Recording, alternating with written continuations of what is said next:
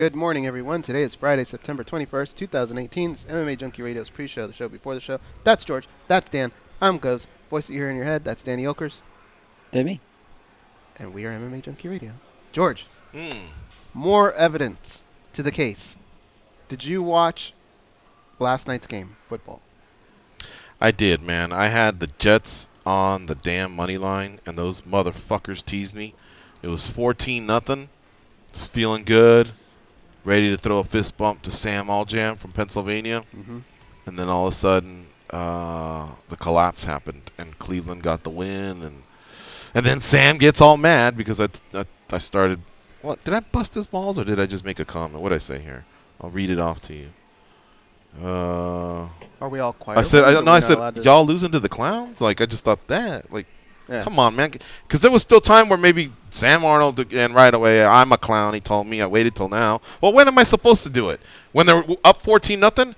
Would it make sense for me to go, are y'all losing to the clowns? He'd go, no, we're up 14-0, right? So it's mostly conversation, but he must have been on edge or some shit. Probably. I don't know what, but whatever. You're allowed more smack talk, though, if you start before the game.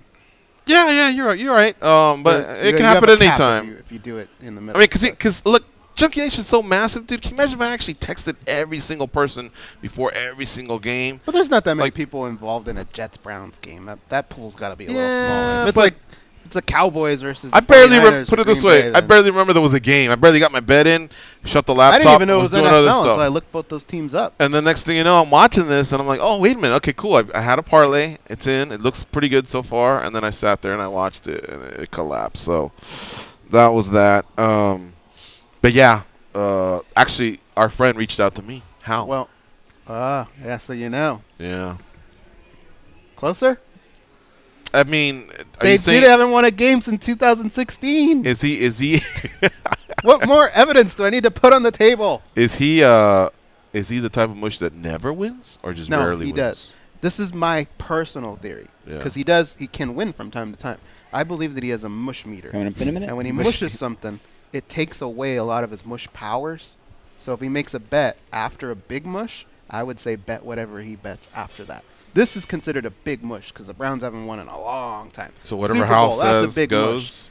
As soon as whatever his next bet is, maybe bet that because he can win a few here and there. He doesn't mush. I mean, he mushes like 90%. What if Junkie Nation had a secret mush pool for Hal, and they've been secretly betting against him this whole time and profiting, and just keeping it a secret from the junkies? Well, then those people are geniuses. Paying for the junkie.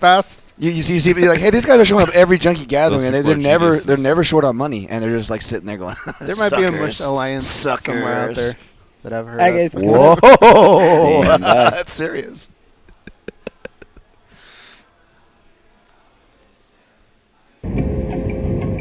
This is your captain speaking. We are making our descent into Las Vegas McCarran Airport. On behalf of our crew, we'd like to thank you for flying MMA Junkie Airlines. Now please fasten your seatbelts and put your tray tables in your upright position because the descent is going to be a little bit bumpy.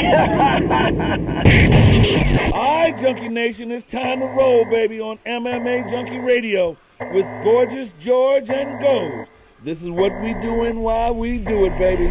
All night long, we rollin'! Yeah! The MMA Junkie Radio revolution is upon us. Can you dig it? There's no escape. No escape. Through the vast frontier of cyberspace and through a sea of stars in outer space. One small step for man, one giant leap for mankind. We've solidified our combat communications stranglehold. We are controlling transmission. With the use of MMA Junkie Radio and SiriusXM satellite radio technology. MMA Junkie Radio. Commence transmission.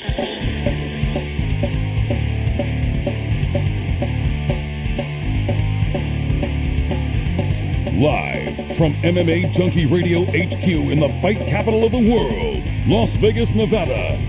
Here are your hosts, Gorgeous George and Goz. From the fight capital of the world, inside the beautiful Mandalay Bay Racing Sportsbook, you are listening to the MMA Junkie Radio Show, the only show that matters. I'm your host, Gorgeous George. With me, as always, is the devious and dastardly Goes, our East co-host. To my left, it's the fight analyst, Dan Tom. Producing, as always, Danny Otto. What's up, guys? What's up? Happy Friday. Woo. It's the end of the week.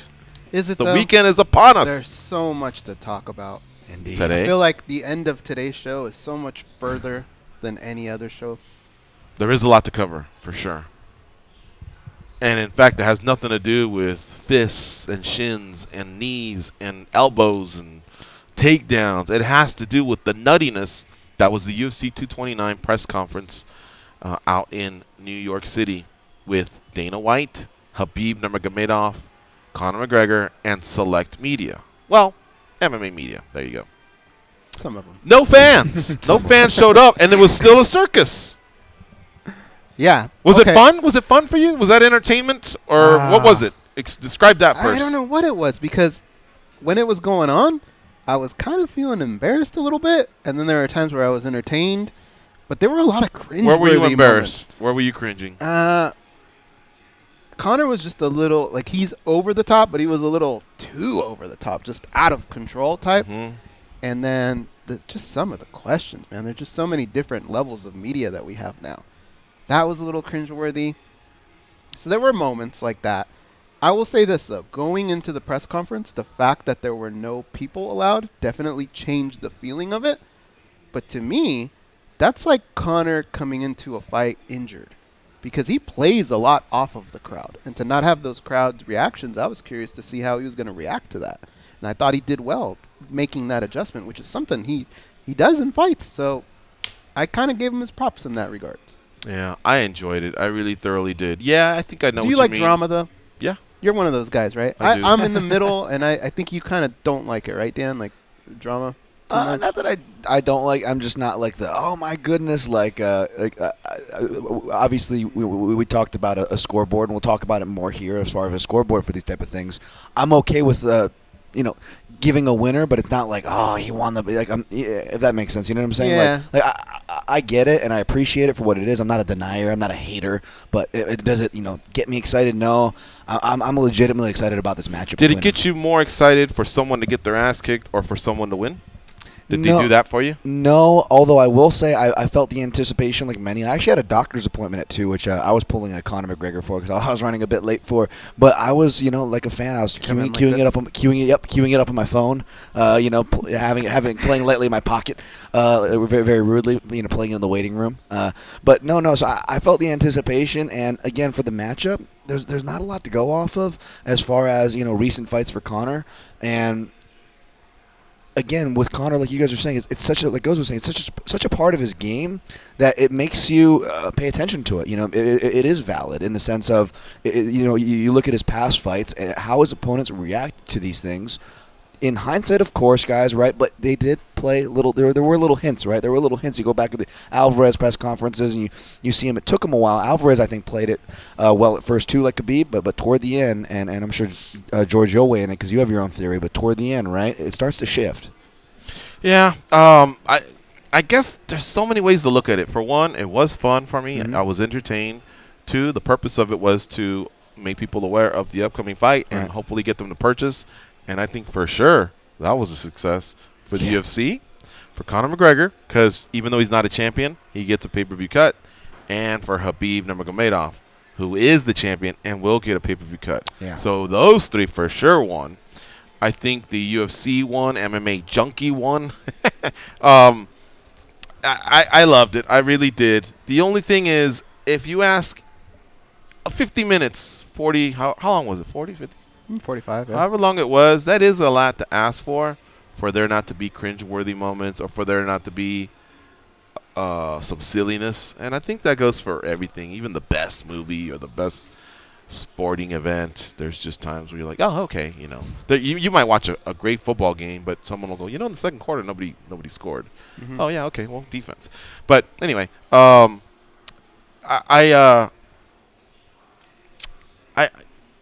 it was amazing. It was amazing to me how Conor just could keep up so much energy and keep going. He plugged his whiskey. That was hilarious. Mm-hmm. He got Dana White to toast with him. He ruffled Khabib's feathers. He insulted Habib's manager, Habib's father, Habib's country, a real estate agent in Long Island, New York. Even he was on the receiving end. The UFC, he thought they were bananas for not having fans there. And yet somehow he'll still continue to become more popular. Now that popularity also, those follows, some of those are also like, okay, you're a character, but I do want you to get your ass kicked on October 4th. But you think Conor cares? Hell no. He just wants to keep stacking paper, you know. So can I ask a question? It was one event, and then that's it. And we'll talk about it today, and then I think it'll die off. It's not like it was a real fight. I think it'll die off, and then come fight week, you know, here we go again. Sure. Where were balls dropped? Get that drop, Danny. You know what I mean?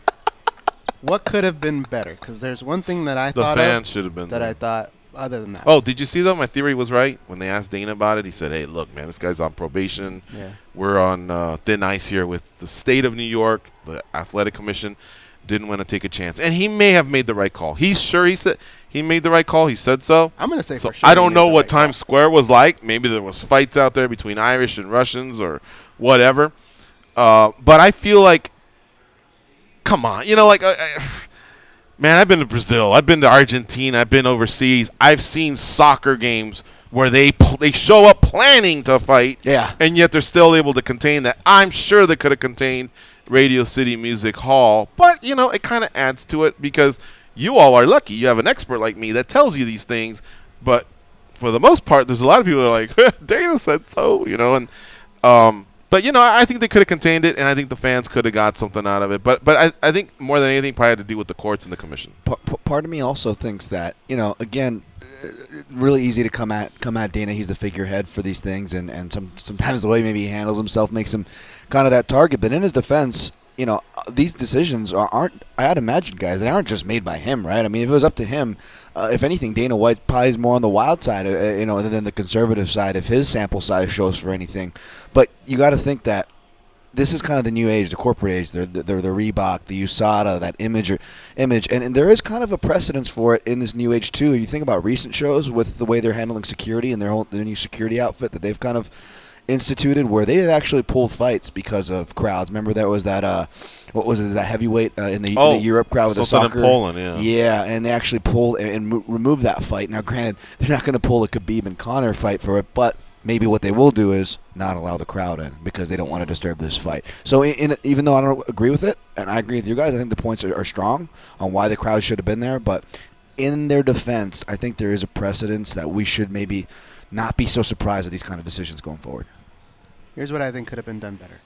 Okay, you see this all the time in boxing. You see this in movies. I want to see at a big fight not only the fighters, but I want either their manager or their head coach to be there as well.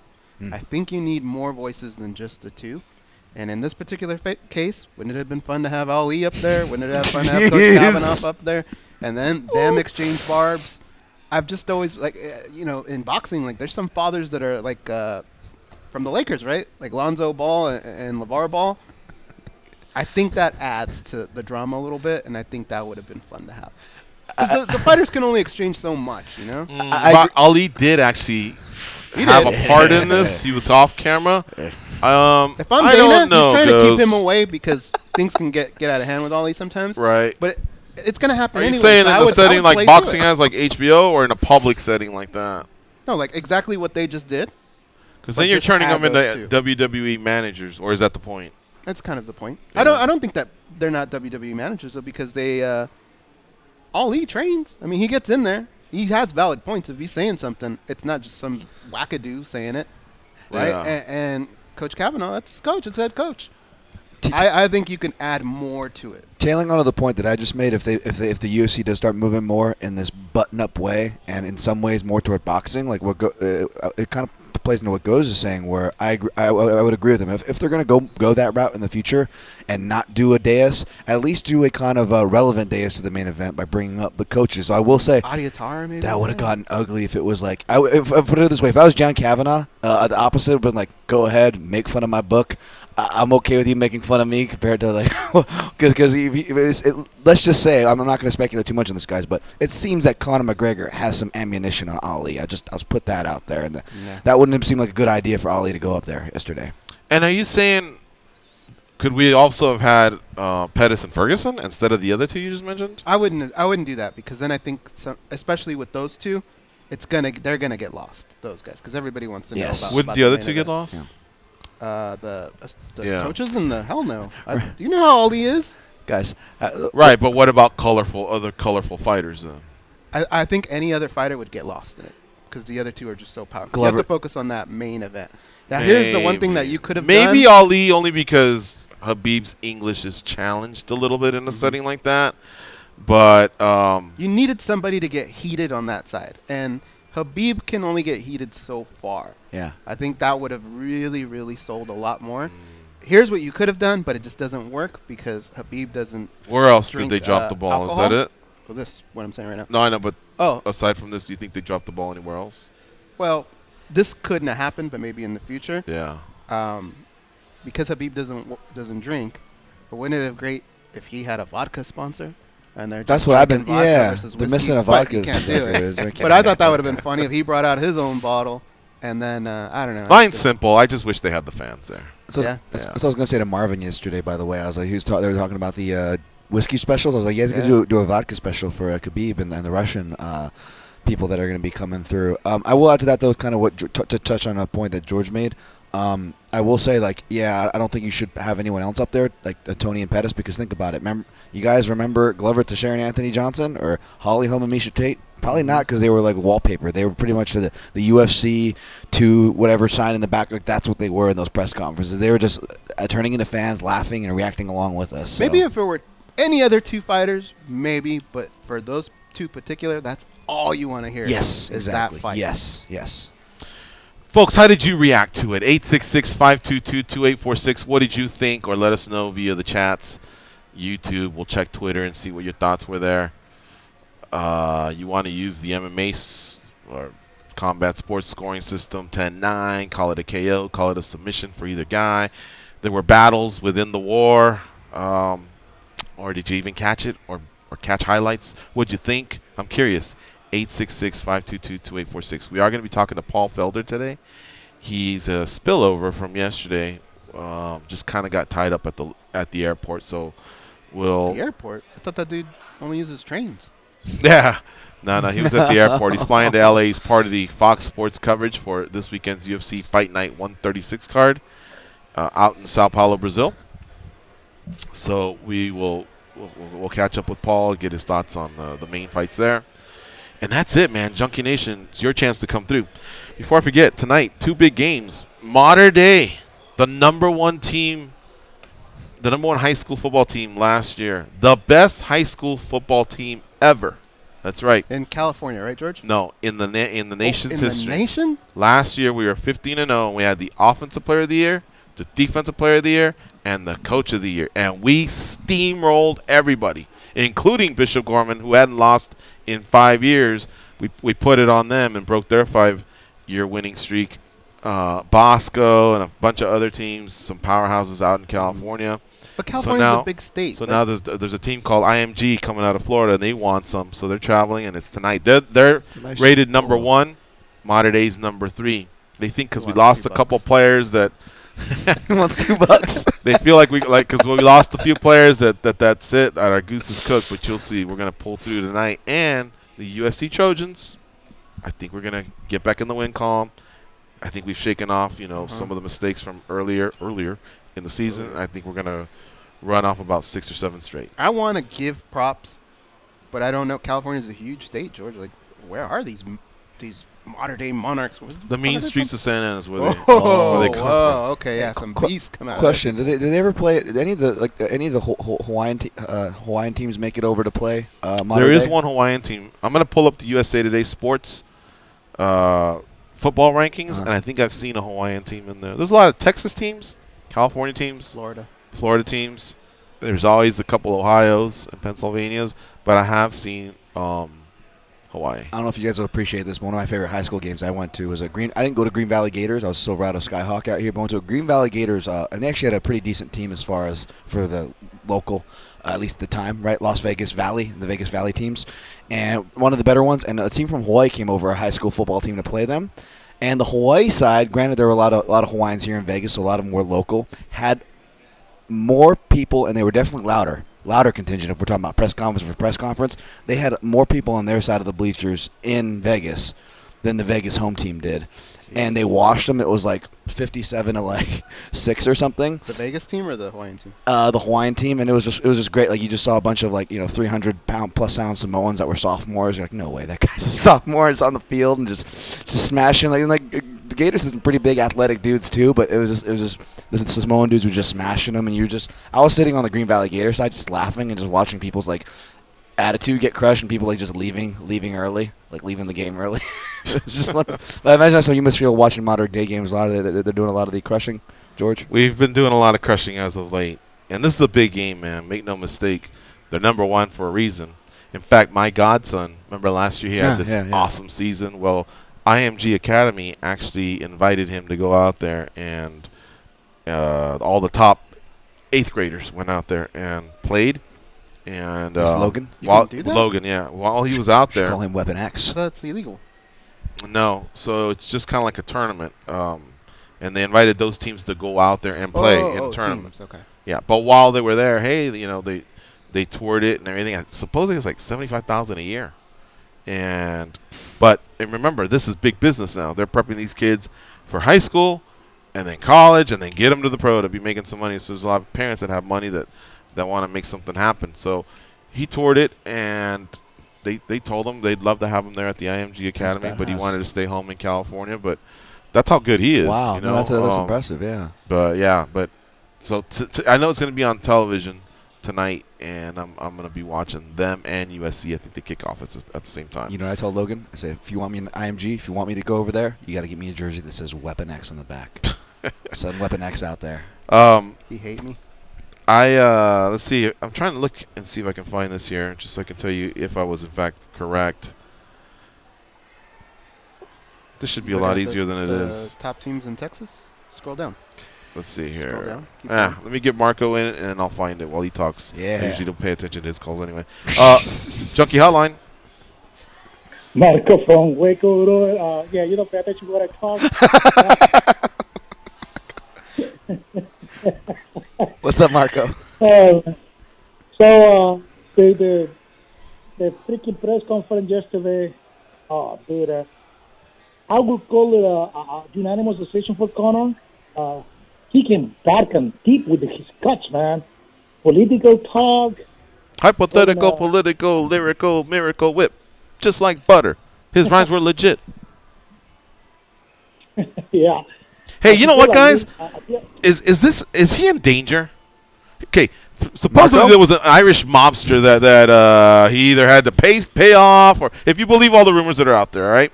So, that. I mean, he's come head-to-head with quite a few fighters now. I mean, Cody Garbrandt, we know him as a hothead, and you saw him step up to him. But I think Cody he had just enough resistance because he knew he was invited there by Uriah Faber. He knew there was cameras. His career hadn't blossomed yet, but he's already had that type of run-in. Remember the words with Woodley. Remember the words with Habib. Brazil? Huh? Brazil? Brazil. Then the Irish mobster story, and now he's getting, like Marco said, political and talking about this country, and you shouldn't be doing this, and your dad's a coward. And props to Habib for one answer that he did have. He said, the reason he's not saying anything is my father taught me to always be respectful. Even of somebody who you've had disagreements with, you owe them that respect no matter what. And I thought, wow, I wonder if anyone else caught that, because that was that was a pretty strong answer from him. I want you to continue, Marco, but I want you guys to think about it. Like, I just think at some point, is the wrong person going to be, guess what, I don't got morals, and now all of a sudden we got a problem. You know what I mean? Yeah. Anyway, go ahead, Marco. Like other calls, like the ones that he threw to Lee Abdela's face, man, basically calling him a deadbeat dad and a terrorist. The guy's going to prepare. I mean, remember when he put that shirt for the Mayweather fight, he goes deep on his research. Does he need all that, though, guys, to sell pay-per-views? Yes. He does? He does. I don't know. I think he could have left all that out, and everyone would still be buying this pay-per-view. What was the line in the Mayweather fight? Do you remember? The line? Yeah. What do you mean? The betting line? Wasn't very close, was it? That's why he needs it. What? Wait. And Mayweather, Yeah, Mayweather was like a minus 400 or something. But it closed, didn't it? And how did I think it Mayweather, closed. how did Mayweather treat him in the press conference? Similar to Khabib, he tried to stonewall him, right? 'Cause he was smart, and that's a smart approach to And Conor. he was But successful. yeah, and like you said, goes if the opponent's not going to give him those layers, well then Conor's going to create those Gotta do layers. it. Marco? Okay, real quick, 2 more points. Interesting the amount of freaking views that thing got on YouTube and UFC Fight Pass. I watched it on Fight Pass, but like over 500,000 people were watching on YouTube at one point, on MMA Junkie and MMA Fighter and everywhere. And last thing, the John Jones news that he's not going to fight in New York, I didn't believe it. But then White doubled down on the Sports Center, talking to Stephen A. Smith. He said John Jones is going to fight early 2019. That surprised me a lot. Peace out, guys. Okay, see you, Marco. All right, you want your answer to your question? I did mention that yesterday. Sure. I think the best way to figure that out is, does Conor McGregor walk alone? When he goes out, is he by himself? Usually not. So I would say yes. He probably is. Well, he's got his manager, but I haven't noticed a security detail or anything like that. His staff? Yesterday he had like a staff of 20 or something like that. Guys didn't running notice up and that. giving him whiskey, and I think he's afraid. He's insulted a lot of people. There was man. I would say he's foolish not to have people around him. a few years ago. There was let me see. It may have been the Chad Mendes fight, maybe the Aldo fight, but his team invited me to come out because he was actually going to go to the Caesar's Palace Forum Shops, and there was a watchmaker there that I think had made him a watch, or something was going on there, you know. But that little group didn't include a security detail. How big was the group? Well, I mean, a couple of his teammates, but it looked like, hey, we'd be hanging out with you if you weren't teammates. It could have just been homies. He didn't. I don't know. Maybe things have changed. A couple of years have gone by since then, almost 3, but still. Two more I just countries don't. have been insulted since then. Hey, let me finish this though. We're gonna go to break here. I'm gonna give you the teams. I'm gonna just give you the top 5 teams. Okay. IMG Academy, Bradenton, Florida. St. John Bosco, Bellflower, California. Modern Day, Santa Ana, California. Santa Ana, California. Allen, Texas. So the high school's Allen, and the city's also Allen, Texas. And then the other one's St. John's in Washington, D.C. Now, after that, I'm not going to tell you the school. I'm just going to tell you the state. Florida, Maryland, Texas, Florida, California, Hawaii. It's called St. Louis. You ever heard of that high school? Yeah, that's where my family went. My father's brother. What's a Faja? Your father? My father, yeah. Oh, okay. My father's brother. St. Louis High School. Centennial Corona. Oh, sorry. California, Pennsylvania, Ohio, Indianapolis, Louisiana, Utah, New Jersey, Georgia, Ohio, Georgia, South Carolina, California, Maryland, Texas. Anyway. All right, let's take this break. You're listening to MMA Junkie Radio on Fight Nation Channel 93. Stay close. We'll be right back.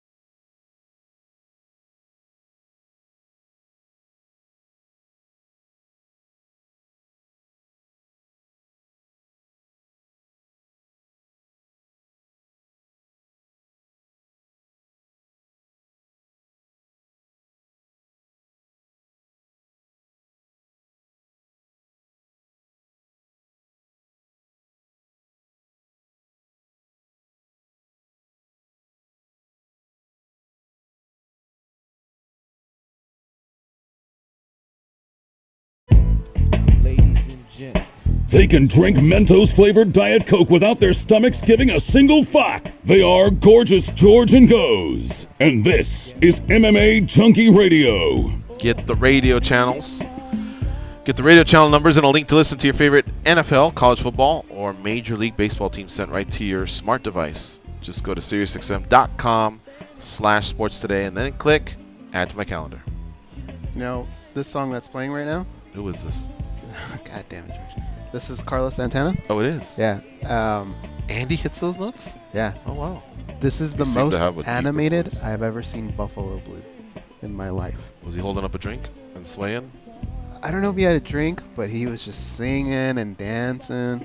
He loved this song. Yeah. You think he was more animated than when Connor was asking where he was at the end of the press conference? Yeah. Noah? When? When they're screaming at Ali. Where's Noah? He's asking where Buffalo Blue was, right? He was trying to say he's the internet sensation. That's why he's getting called out. Yeah. I mean, I got to imagine that's who Connor was calling out. But anyways. Of course that's who he was calling out. Buffalo Do Blue. you think Ali got more than he bargained for with that? Or do you think that was just to take the pressure off Beeb? Or do you think he likes inserting himself into the equation? Yes and no. Dan had pointed to this, that if you notice when he comes on our show, he will apologize. Like, he's the first guy that will say, I was out of line if he felt he was out of line. Mm-hmm. Like, you can talk to him, and a lot of times he's not the guy that's going to say, you're crazy, you're crazy. It should be like, a lot of times he'll say, yeah, man, sometimes the emotions get the best of me. So I don't know. But I got to imagine there's a little bit of it that he probably does like, right? Otherwise he wouldn't do it. What'd you think of this line, Dan? Habib would be dead right now if he got off that bus. Speaking about April, meaning he would have killed Habib, and then he even backs it up by saying, "And I'd be in a cell." Is that second even line. though it was it powerful? I guess because remember Joe Lunchpill consumes everything. You and I we're hardcores. We're like, come on, that's not gonna happen. But I'm glad you brought that up. Easy to jump on the death thing because you could take it literally and be like, oh, I don't think that's a positive message. That's too far. And I get that credible argument for that. But you know what actually bothers me? It's the second line you said, George. It's, and I'll end up in a jail cell. Because to me, that gave it took off the edginess, but it was a bad thing because it upped the cheesiness where it was like, oh, you were so trying to be that bad boy in the movie, and that is just the typical bad boy line, right? I'll end up in a jail cell line. And that almost bothers me more because it's just like, really, like that's going to benefit you, like that was going to benefit the fight. And I just hate that persona. And kind of like, again, leading to what you just said before the break, George, is he going too far? You just laid out these escalations, and there's only upping the ante. You know, there's a good part to it. He's scaling his business. It's a very scalable business with whiskey. Props to you, Mr. McGregor, for that, working that deal in. But the called out Jameson, right? But the other side to scaling and only going upwards is, like you said, George, the behavior, and that's a double-edged sword, man. Yeah. You know that'd be a great question too? What? Frank Mir. Yeah, but do you remember the times we've dabbled with pro wrestling? And this is what I mean by that, folks. There'd be times where on Saturday morning, Goes and I would watch pro wrestling. And then there'd be like 5 years where I'd go, hey, what do you think of so-and-so? They go, man, I haven't watched pro wrestling in 5 years. And then they reeled us back in, I think in the late 90s with the Attitude Era. We watched for a few more years, went to a few more shows. Anyway, if you think about it, that Attitude Era got things real popular. But I clearly remember The Undertaker being a big star, and he would basically embrace death, and they'd have a coffin match, and then he'd talk about burying you and stealing your soul. And again, if you can get yourself out of reality for just a moment, which is what a lot of these athletes / entertainers want to do, you can also realize, okay, he's painting a picture, but in reality, we all know that that's not true. So again, healthy or not, entertainment or not, I'm just asking you, I guess, do you dig it? Not really. I really don't care. Now, granted, the Attitude Era was, 20 years ago? And now we're in the sensitive era where everyone's like, oh, my God, and it's just kids are paying attention. Because the sport is new and you know that's going to happen one day, I would say probably stay away from it. All right. But, the whole argument about pro wrestling, and if you're dumb enough to think this is pro wrestling, I don't want to talk to you. Yeah. So it's like, I don't really spend much time on that. This is pro wrestling. This is not. They're two different things. If you can't figure out which is which, shut up. Real quick, guys, has McGregor lost his mind? A little bit. Okay. Did you notice I stopped short of saying other stuff? Yeah. What did you think of his demeanor and the way he was acting? Because I don't want to contribute to it, but I know that it was out there, and a lot of people have stated he may have been drunk, he may have been on something, or does he just have it in him to just turn it on like that? You know, a lot of people do. I don't know if you guys watch. It's probably a bad example, but okay. What's it called? With Bill Maher.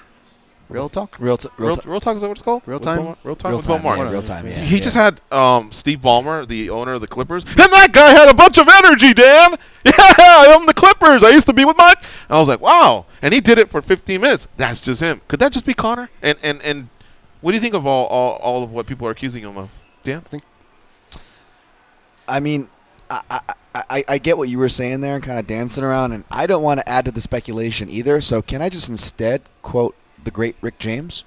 Cocaine is a hell of a drug. So I don't want to say that he lost his mind. I will defend him in that, although the statement that I just made doesn't really defend him.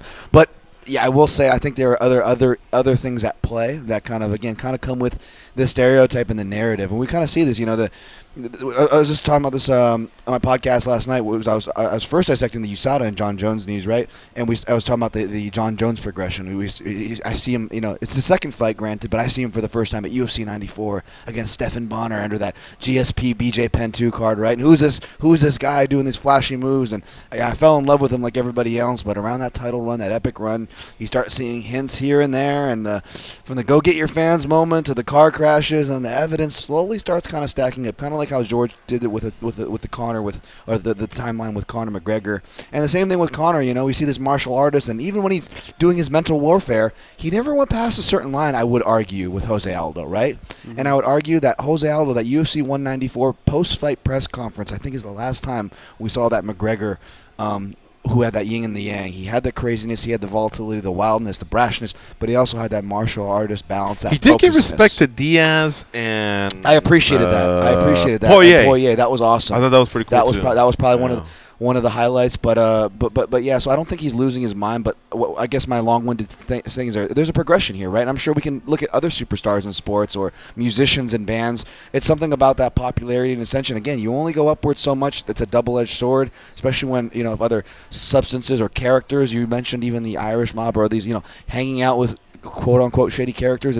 It's kind of no shock, right, guys, that these quote-unquote stereotypes are playing out before us. I mean, I wish Conor the best. I don't want any of these negative stereotypes to be true or to play out, but kind of not a shock, right? I think if it were really him, he would be doing this at Walmart as well. He doesn't, right?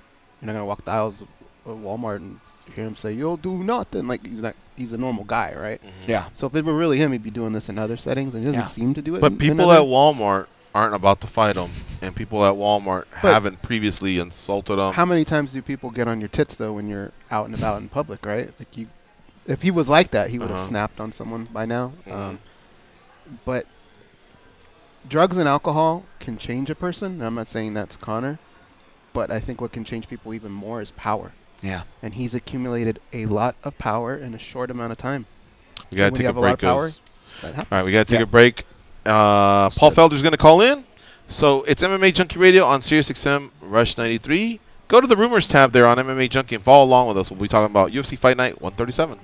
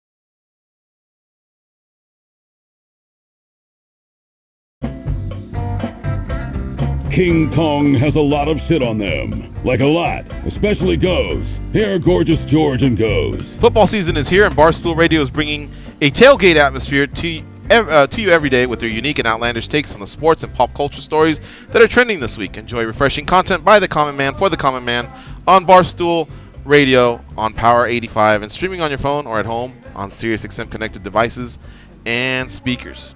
This weekend is UFC Fight Night 137, Maheta versus Anders. And back in LA, working the desk will be Paul Felder, UFC lightweight slash Fox Sports commentator slash UFC broadcaster. He'll be working the desk with Dominic Cruz and Karen Anders. Now, let me give you a couple things here you need to take note of. The prelims, obviously, Fight Pass has you covered early on, 6:45 p.m. Eastern Start Time. Then we switch over to FS2, 8:30 p.m. Eastern Start Time, 8:30, not 8. They're bumping it up by 30 minutes. And, of course, there's a trickle effect to that. The main card over on FS1, that's 10:30 p.m. Eastern Start Time for those fights. And, of course, joining us now on the hotline is Paul Felder. Paul, were you tracking all that? I tracked it all. I listened to all that. All right. Paul, it's got to be mentioned, all right? I'm sure you saw yesterday's press conference. Could every card benefit from something like that? I mean, it's got me so pumped up for the fights in Las Vegas that for just a brief moment, I forgot there were fights tomorrow. But, of course, I'm a junkie. I know it all, and there's going to be some great fights tomorrow. But could you have put up with something like that, last week in Russia and this week in Brazil? What do you think, man? Or does it need to remain special with just select individuals that can pull it off? I do think it has to be for certain fights because I just don't think it's going to get the attention and the buzz unless it's a big-time fight. I think it's got to be a special occasion. And I think it was kind of genius of the UFC. They kind of waited. They kind of held off. You didn't get much. You didn't really hear much about the McGregor-Habib fight until, boom, and out of nowhere they've got this press conference, media only. It's got this buzz going on about it, and I think it really did its job. And now, boom, everybody is talking about that fight again. I mean, we were all waiting for that fight regardless, but they played it. They like slow played it, and I kind of like that. They switched things, whereas McGregor had world tours with Aldo and all that kind of stuff, and now suddenly it was like nothing. One night, two guys on stage talking trash. I thought it was kind of brilliant. Mm-hmm.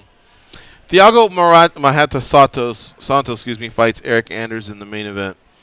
I wanted to ask you, obviously Santos is at an advantage because he had a full fight camp, but how dangerous is a fighter who's taking a fight on 6 to 7 day notice? It's like they're playing with house money in a ways, you know what I mean? So does that make them even more dangerous in a way? I think it depends on how they approach it. Sometimes they'll come out and just be super aggressive because they know they potentially only have one good round before they start slowing down. So they might come out and just, steamroll their opponent and go right at them. But I don't know if that's necessarily Eric Anders' style, but he's super athletic. He's always in the gym. I know he's that kind of guy. He's always in shape. He didn't have to cut weight to make 205. Yeah, he might have a little bit, but you know what I mean in terms of cutting down to 185. This is probably a breeze for him. So, I think he's always dangerous, and I think he's doing it because he loves fighting and wants to get the attention and get the buzz and get in there. So I think it's a smart move on his part stepping in like this for the UFC. It's only going to boost his status with the company, I think. Yeah, and for 6 to 8 to 10 weeks, he didn't have to obsess over it. He didn't have to obsess over the weight cut. It's not his weight class, so if he goes 0-1, no big deal. But imagine if he goes 1-0, now he's got another hand to play. So I'm really liking this decision by Eric Anders, actually. Yeah, I like it, man, and I like that guy. I've called, I think, 2 or 3 of his fights already. This would be my 3rd or 4th fight calling Eric Anders. So he's somebody I'm very familiar with. So when he stepped in, it was like, oh, nice. No research necessary. I just called his last fight. I called the one before that in his main event. Lyoto Machida. I called his fight when he called out Lyoto Machida after his win. So he's a guy I've become a fan of and very familiar with. Let me send it over to your favorite. Goes. What do you have for Paul Felder? That's kind of what I wanted to touch on about me being your favorite. Now, this is now probably you're getting to that point where you've done this enough where you're starting to call guys for their second, third fight, maybe even fourth fight. That relationship that you have, we all knew you as Paul Felder the fighter, and there's some people, obviously a lot of people do know you as Paul Felder the fighter, but a lot of people know you as Paul Felder the analyst as well. Have you ever felt like that line is starting to shift a little bit? Is it ever weird when you're talking to fighters? Like, do they ever feel like, oh, maybe I shouldn't tell this guy this because he's also an analyst? Does that ever happen? Have lines ever been blurred? No. I mean, the only time it's blurred maybe is when I run into fans and things like that. And sometimes lately, the first thing they say to me is I love what you're doing in commentary and in your analyst work. Oh, and I love it when you're fighting. When's your next fight? But a lot of times now it starts with guys mentioning me as a commentator, which that to me is still a little weird. The pacing of a fight night when you're calling it or when you're at the desk versus when you're actually there fighting, how much different is that for you, like emotional-wise? Like, does it ever get confusing sometimes? It's totally different. I mean, it's like I would compare it to like doing film work or theater work, as an actor, because when you're live there calling it, you start, you don't stop. There's not much rehearsal. You just go through it, and it is what it is at the end, and you're just riding that roller coaster, whether you're messing up or not. When you're on the desk, it's a little more set up. There's topics you're going to talk about. The fights are usually already over, so you know what you're going to talk about. You know what your talking points are. So in that regard, it's a lot slower, a lot more breaks. It's a lot more, it's just television. It's much more like working, on a like an anchor person on the news.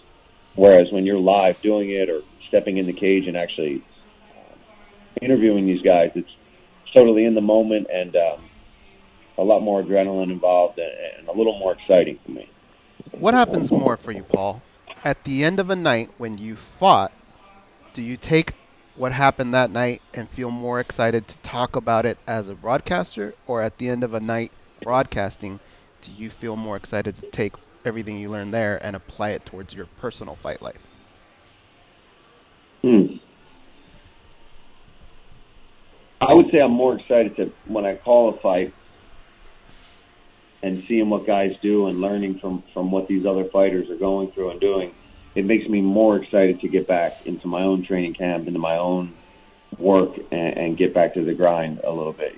These guys inspire me, especially, I get to call guys that I've looked up to, guys that are legends in the sport, and guys in my division. Maybe something sparked me. Like I just called Mirabek Kazimov's fight in Russia. So, he's been killing it. He's on a 6-fight win streak. So guys like that, I'm like, all right, I got to get back into this. I got to start training when I'm talking to these guys. It makes me hungrier as a fighter. All right. Let me send it over to Dan Tom, our fight analyst. Dan, what do you have for Paul Felder? Shoot, Paul, I don't want to continue to jump on the train and compliment your analysis, although I'm glad to hear that it is, trickling through your way, well-deserved. But I've talked to you about this before. One of the things I really appreciate you, aside from obviously your fighting style, which most of us have come accustomed to first, is you have an acting background. You did some college acting, some college theater. I got to imagine that helps. But on your Twitter about a couple weeks ago, maybe a couple months ago at this point, Paul, you posted some old footage, maybe from an old theater project you used to do in Philly. Correct me if I'm wrong. Are you going to be tweeting out any more of that stuff? That was fun, man. Looking back at that. Yeah. I'm going to start trying to, because I do want to start getting back into that, and maybe start pursuing film work and things like that, especially towards the end of when I'm going to hang up the gloves. It's definitely something that I very much want to get back into. And whenever I come across old footage or newspaper clippings of reviews and things that I did, it really makes me miss the acting. And, I'm out here in L.A. I've got friends out here still trying to do it. One of my friends, Ryan, is directing a play, a play that we've even worked on and studied in college, and then he's out here directing it and still grinding and trying to do it that way, man. And it's I was hoping it was going to be open while I was out here. I was going to go tonight, but he's still in rehearsal, so I'm not actually able to go and see his show. But yeah, I miss it. So yeah, I'll try to pull up some more old clips and things like that. But since it was theater, there's not as much out there. You know, it's not filmed a lot of the time, so right. I don't have as much footage as I would like. Yeah. Paul Felder's our guest here on MMA Junkie Radio. You'll see him at the Fox desk all weekend long for pre and post fight coverage for UFC Fight Night 137. The fights emanate from Brazil, Sao Paulo, Brazil to be exact, with the main event of Thiago Santos versus Eric Anders. That main card is on FS1 at 10:30 p.m. Eastern Start Time. The prelims start at 8:30 p.m. Eastern Start Time, and note it will be on Fox Sports 2. And I want to take something from there, Paul, as we leave you here. Evan Dunham versus Francisco Trinaldo. Evan Dunham's pretty public about the fact that this is his last fight. He's going to retire. How do you approach that when how do you think his state of mind is? You're not there yet, but these fighters that you have been around where they have, you know, called it quits, whether you were there live or you're back in LA or whatever, have they already, is there a foot already out the door, or do they want to finish with a bang? What have you noticed is the trend? Well, I think a lot of times, yeah, I think their foot is a little out the door, even if they are trying to convince themselves that they're not. I don't know how you could help but think it's over. You know, this is my last one, doesn't matter. So it could go one or two ways. You just go out there and really try to throw down and leave it all in there. But I feel like a lot of times when guys have already decided mentally that this is it, when the going gets tough, what are you pushing for? Why are you in there still? If somebody's pounding you, you're in the bottom position, you're getting Francisco Trinaldo's throwing bombs on you. What keeps you going? I don't know. I can't speak for Evan Dunham, but I know that if I had already said, "Hey, I'm done," and that guy's just smashing me, it's a tough position to be in to really fight through. I think that's a high risk situation to put yourself into, and especially when you're fighting a guy like Trinaldo, who's, you know, still dangerous, still active, still wants to pursue this. It's a tough guy in his country to be going against. Mm-hmm. And Paul, we'll close with this. They're already filling out Toronto, Milwaukee. Soon it'll be Vegas. The main card's already been set for Vegas at the end of the year. Which one of these fight cards is going to have your name on it? Milwaukee? Well, Milwaukee at this point would be a bit of a miracle, unfortunately. I think I had some really, really good news from the doctor yesterday or 2 days ago, but I'm still not cleared for full sparring yet, and he probably doesn't think he doesn't want me blocking kicks or anything like that on the forearm until probably October, which would mean I would go right into training camp from being cleared, which is not something I'm going to do. I'm going to play it smart, and I want to have at least a couple weeks to get back into sparring shape before I start a training camp and see how my arm feels. I'm lifting with it. I'm doing every single thing you can do with it now except for like full MMA kickboxing, basically. But I've been cleared to do jiu-jitsu. I've been cleared to wrestle, hip bags, hip pads, lift heavyweight, but still no sparring. So until I get that green light on sparring, I'm not going to make an official decision yet. And obviously, Sean Shelby's not going to officially give me a fight until I'm medically 100% cleared. So it'll probably be end of December or January, most likely. But I will be 100% at Milwaukee with my team, and we'll see. Maybe even calling the fights. Who knows? Right on, Irish Dragon. Always great to catch up with you. Thanks for the time, my man. We will tune in all weekend long for your coverage on Fox Sports. We really appreciate the spot. Oh, man, no, you guys are amazing. I love talking to you, and hopefully next time I'm out in Vegas, I can come hang out with you guys. Thank you, sir. Done. All right, folks, we're going to go to a break. That's Paul Felder, and shout out to John Stauffer for lining that up. We'll be right back in about 1 minute.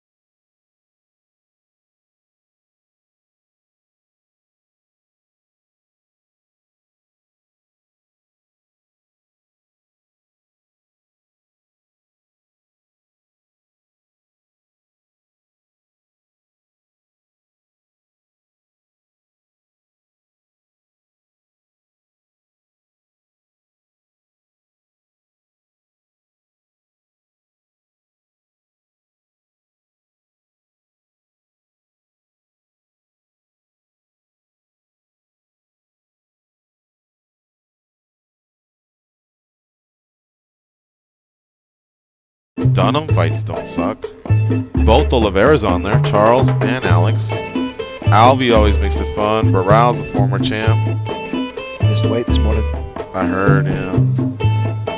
You got Talos Latis and Hector Lombard on Fight Pass. Saunders and Marias. It's a good one. Fun enough for me. All right, here we go. It's the second hour of the MMA Junkie Radio Show. I misspoke at the end of the first hour. I said we'd be back in a minute. As of Monday, we'll be back at the top of the hour after a 1-minute break, changing our break structure a little bit. You'll barely notice it, but I think the one thing that'll be glaring is once we complete the first hour and we begin the second hour, it's a quick turnaround, super quick. So that's it. Everything else will pretty much be similar. We'll have to account for a little bit of that time, that extra 90 seconds on our commercials, but you'll barely notice. Tonight, John Macapa Teixeira will be facing Antonio McKee Jr. AJ McKee, sorry. That'll be on DAZN and Paramount. Then they go to just DAZN for the next card. So this is your last chance to exploit what DAZN does, and that says, hey, 30 days, try us for free. They really want you to do it. We're not trying to pull the wool over anyone's eyes or shortchange them or anything, but this is a real good chance for you to try out 30 days and get like 7, 8 events out of it. 4 in boxing, 3 or 4 in MMA, including the 2 back-to-back cards for the heavyweight Grand Prix that includes the Bader Mitrione fight and the Sonnen Emelianenko fight. And, of course, that's in October. And then in – what's that? It's creeping up on us, though. Creeping. And then – Dan threw me off. Oh, and then Vanderlei and Rampage are on the 29th, along with Rory and Musasi and Lima and Korshkov. I mean, that's going to be a fun card, too. That little stare down with Vanderlei. Let's not forget the boxing, too. Yeah. And Rampage. The boxing's tomorrow, right? Yeah. Yeah. That's generated a lot of talk about that fight where early on people were like, all right, I mean, I'm kind of in, but I'm not really trying to break it down or figure out. But that little stare down, that little thing created a lot of buzz. Could Conor and Khabib, maybe not from Conor's side, because he is on probation in that state. I guess Khabib doesn't really do that. Maybe not a shove, but could Conor had pointed at his chest, having Khabib then shove him, or were enough pay-per-views already sold in that press conference that it didn't need that? I think it could that have been the cherry? Obviously, if I go, goes, you want a sundae? Dan, Tom, you guys want a sundae or a banana split? You guys would go, cool, give me the spoon, let's get started. But I don't think at any point you'd go, well, usually it comes with a cherry, but if I added it, you'd go, thank you. So yeah. would that have been the cherry, that little push? Did it need it? I think it would have helped, but it's just too dangerous. If Conor shoves him, perhaps it gets him in some trouble. But if he just kind of like somehow touches him in the shoulder or the chest, and that gets Khabib to make some sort of a gesture or a pushback, thereby he is the one that initiates that. Mm-hmm. You know, Dana obviously gets in between and breaks it up, but does that hit more shows and create more highlights and hype? I think so. I don't think so. I think it's the one situation where it doesn't help because you already have him throwing a dolly at a bus, and you already have the UFC putting their own cherry on top of it by making their own break window graphic with Conor McGregor's name as soon as the chair hits. Like they really sold on like the 5 or 6 iterations they have of their trailer already. Mm-hmm. They have like 5 or 6 iterations of just that scene, so they don't need it for that as far as a push and kind of a detracting value. It would get you in more trouble than a normal push or a normal what if some guy sprains his ankle or worst case scenario that you would face with any guy doing that in an altercation. You face it more so because you already have the incident in New York, and they are actually in New York yesterday. So, you know, again, like even Conor was as crazy as he was saying. He cited, he was like, hey, I have this, they're breathing down my neck here in New York. Remember, he was listing it off. Like he was aware that where he was at. Here's what I'm getting at, though. Okay. All of that, all those playbacks, all those countdowns, everything we've seen, you are correct. The UFC has found a way to slip that in there, and I'm not hating on them, honestly. But what I'm talking about is that couple that's walking by, whether it's this sports book or that little spot we have here. You know, it's got some TVs right here on the corner. What's that called? Yeah. Where they have the Slurpee or the... I don't remember. Fat Tuesday. Yeah, I think that's what it is, isn't Not it? anymore. Well, Not anymore. It's something else, but Right. it's another popular one. Right, God or even Dude. picture a bar that maybe has the volume down, but most of the time what I'm talking about is that ESPN voice where you say, Yeah. coming after this, things got heated in New York. If you just see It's true. Connor, like with his glasses kind of making that gesture like Sonny from Bronx Tale, you know, Yes. and Habib's on the other side and Nice. Dana's in the middle, you might just go, oh, that's that Conor McGregor guy, right? But if you're walking by and you see that shove or just that close quarter contact, is that where you tell your girl that you're holding her hand and you guys are on your way to the pool? You go, hang on a second, and you wait that spot, the commercial, and you come back and then you let them go through their thing and you see it just because humans like that shit? I think so. I'm that type of guy where That's a if I good see point. that, like let's say it's reality TV, Yeah. even if I've never watched the show before, I kind of just have to know what happened. Yeah. So they've gotten me before. That's a good way you pitched it, George. And I will say, with the way you pitched it, if that's casting a net, so to speak, Uh-huh. and we're reeling it in back to your pay-per-view things and how much it's going to add, I would say, and this is me, I'm more on the conservative side, I'd say a good 4 to 6% you just upped your pay-per-view buys with just that clip. I think maybe that guy tells the wife, 4 to 6%. hey, doesn't your cousin like fighting? Tell him to come over for Saturday barbecue on October 6th. Yeah. And you never know, you know. Yeah. It's weird, man. It's weird how that true. little Little moment package. can be so key. I would have never seen Jersey Shore. I actually, and it's so sad that it boiled down to because the guy hit a girl, and you see guys coming to the defense of the girl, and then of course that girl, Snooki. Are you gonna tell me she would have been as popular as she is now if not for that incident? Take a look at the Jersey Shore people. They all got like, I'm just gonna throw out numbers: 1.7 million, 1.2, 1.5. Snooki will have like 5.5 million. Like, she stands out. Now, granted, she's a jackass and you know, our form of entertainment, blah blah blah. But I think a lot of it was just from that. And remember, early on, she wasn't cool. She got hit. The fans, or sorry, her roommates rallied behind her. But early on, I remember, I think She almost left, right? she almost Well, she left. does They it were every casting season, her I think. aside a little bit, and it didn't work out for her. But then finally, I think it was finally like episode 7, or I forget what it was. It aired. And MTV they marketed that perfectly. I haven't seen the new season. Is it good? There's a new one?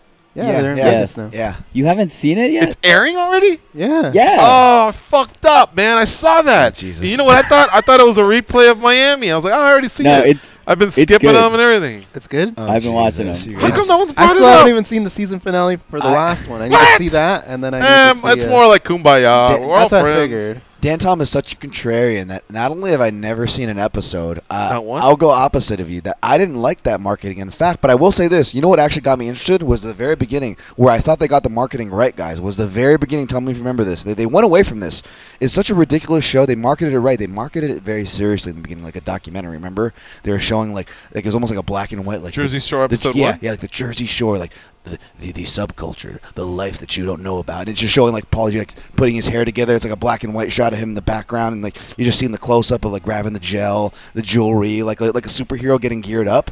And like it was really, but does this ring any bell, guys? Like it was actually a really well done trailer because of the contrast for Yeah, obviously I can see it now. what we know the show to be. It was black and white. It was I a great remember that. a great contrast, and it actually got me interested. Now once all the other stuff happened, that's where old Dan Tom tuned out. And actually, I was a loyal Junkie listener, of course, at that time when you guys. And I will admit that those are the times of the show. I'm like, oh no, the Jersey Shore recast. Oh no, Gerald Harrison. I was one Gerald of those Harris. guys. Yes, I was one of those Come guys. on, that was his. We'd that have was to tell him his to dime. shut up during the break because he was just so into like he wanted to talk about it. We're like, He "Oh, was. just save it for the show. So then you see it. So wow, I thought they made it I sound think like they're like 4 or we 5 got away episodes from in. our families for 30 to 45 days. I want to see my kids. It made it sound like see you in a Situations year. like I might go to jail. Wasn't that like 3 months ago? Yeah. And the one guy was going to be a dad, Ronnie. I'm going to be a dad. What am I going to do? Oh, man. 3 months later, they got together and did another 30 to 40. So Yeah. they already filmed it and they're gone, or are they in town right now? I think they're gone.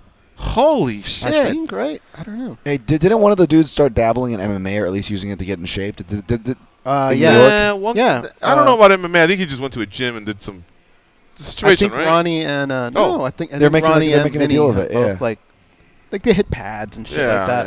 yeah. But yeah, but if that were to happen now with this whole Logan Paul era, I can only imagine where that could have led. Because I They remember may they were look trying into that. they were trying to I'd make sign up something for of it. Ronnie should look into that. Oh gosh! I mean, wasn't he like undefeated out there in yeah. But a lot of his fights were open weight Grand Prix too. He was usually the bigger guy.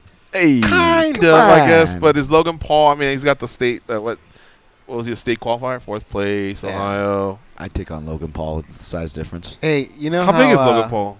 He's pretty big. He hit the other cut to make the 185. But you did hear me say he's a state high school wrestler. Yeah, I know his background just and his boxing. Yeah, I'd still take him. You still take him? Yeah. Take him as I'll fight him, or hey, you're confident you can kick his ass. Full MMA. I'm confident I kick his ass just because he's physically much better athlete than me and would be favored on paper to kick my ass for sure. That's why you think you beat him. But no, not to. God, it sounds so bad because it sounds like the media guy talking right now. But the martial artist in me, and to defend Japan's honor and the bullshit that he did over there that alone would give me the fuel on my 20 years of martial arts training to fuck him up. Ooh. So I'll lay it out there. I like that. For free with closed cameras. Who do you got, Dan Tom or Logan Paul? Today's daily debate. Eric Nixick facilitate Extreme Couture closed doors. Fine. Hell no. Fine. Don't you want to sell out an arena and make some loot? That is true. We'll but sell out the Mandalay Bay. I just said that just to prove how much how there was validity in those words that I just said just now. To me, the show that I mean it. I don't care. I'll do it for none of the rewards and all the risk. You know how Galley's your consigliere? I haven't heard from him in a while though. Mine He's is having a kid, right? Mine is he? I think I saw that. Mine is JD from the IE, and he came through again. He says, not like it matters now, but it totally matters. It's called Evening Call, the place over here. Evening Call, yeah. You're right. All right. Well, hey, Dan, I know you're willing to fight for free or whatever, but I still believe that we could fill up the Mandalay Bay, make some money. Yeah. And you could still get your fight. You could still take out your frustrations on them or whatever. I do want to take out my frustrations in a positive way, though, and I do want to get back into grappling. A coach of mine just moved back into town, I'm sure, as you guys know. So, so that's official. Yeah. I don't want to. I'll let him, say his plans and what he intends on doing because it involves another person who we've also had on this show. But I'll let them do that. But yeah, I'm pretty stoked about that. And old Dan Thomas, something to look forward to get me back into shape for when this old second surgery going has back to go Extreme? down. Or is he at Extreme? Or I don't know what he's going to do there, but I mean, you know me, Extreme's always family to me, and that's always a place for me to get back into shape and to go back to, and all my friends and family are there. So yeah, Extreme will always be in my corner. Let's say Logan does call in. What about your health?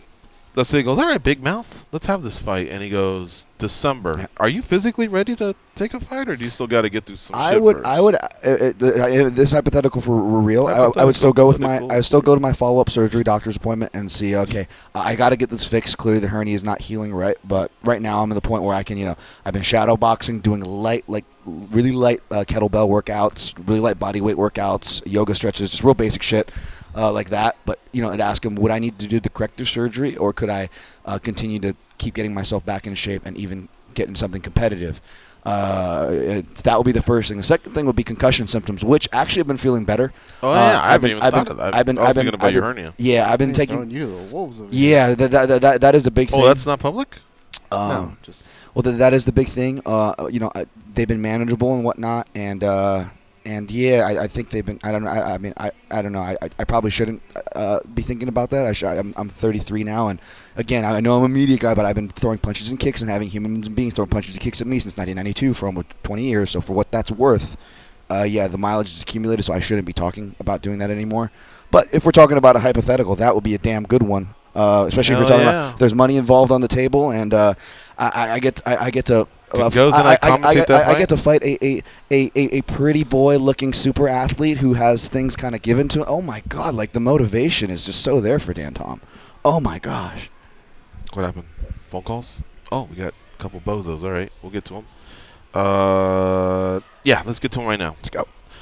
Brian in Boston, what's up? Dude, I qualify as a bozo? You heard that? I thought I heard hit my cough button. Sorry. It completely sucks. Hey, I wanted to touch on McGregor with the 6-fight contract deal. Okay. Love that guy. Love his personality. Love his fighting style. Love everything that goes along with him. But I don't see him fulfilling a 6-fight contract. Neither do I, and man. But state your reasons why, and I'll tell you mine. Wait, there's one quote that stood out to me, and it came from Marvelous Marvin Hagler many moons ago. And he quoted, "It's tough to get out of bed to do road work at 5 a.m. when you've been sleeping in silk pajamas." Great quote. And if you look at McGregor's net worth, right, you pile around the internet, they say he's worth about $85 million. He's the richest fighter in the history of the cage to go in there. So I don't see him fulfilling 6 fights. I think he's going to take the big money fights and do all this fun stuff, and I'm cool with that as well, because for the short amount of time he's going to be around, I'm going to enjoy him. But people who are getting all excited over 6 fights, I don't see that. Okay. I agree. I'm pretty similar, yeah, as well. I think the contract was probably very airtight in some regards, but loose in other regards. This is what I mean. For one, I think they went out of their way to say he's done boxing. He's not going to do that anymore. If he's going to have 6 forms of competitions, they will be in the octagon. But the one thing I don't think they did was tie him down and say, hey, I'm just going to throw out a number, $20 million a fight, sign. I think they're going to take it one by one, and that number gets filled in. But what we do know is if you're going to fight 6 fights of any form of combat sports, they will be in the octagon, and we'll worry about what the purse will be.